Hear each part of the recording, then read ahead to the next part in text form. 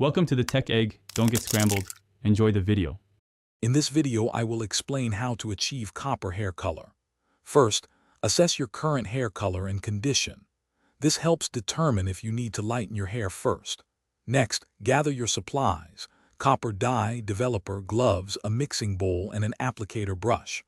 Always perform a strand test on a small section of hair to check the color outcome. Also, do a patch test on your skin 48 hours beforehand to prevent any allergic reactions. Choosing the right copper shade is crucial. Consider your skin tone. Warmer tones often suit vibrant coppers, while cooler tones might prefer more muted reddish coppers. Carefully mix your chosen copper dye with the developer in a non-metallic bowl, following the manufacturer's instructions precisely.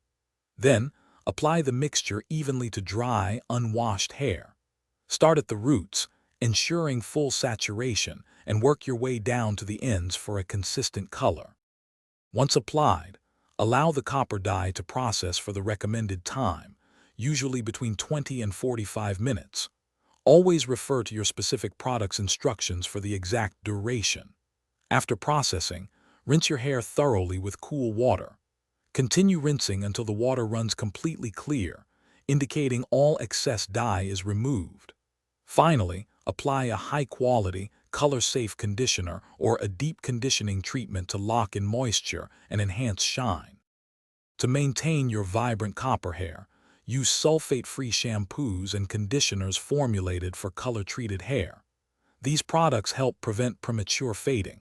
Try to wash your hair less frequently, perhaps 2 or 3 times a week, and always use cool water, as hot water can strip color. Incorporate color-depositing masks or glosses into your routine every few weeks. These can refresh your copper shade and keep it looking brilliant between full color applications. Thanks for watching. Consider subscribing if I helped unscramble your problems.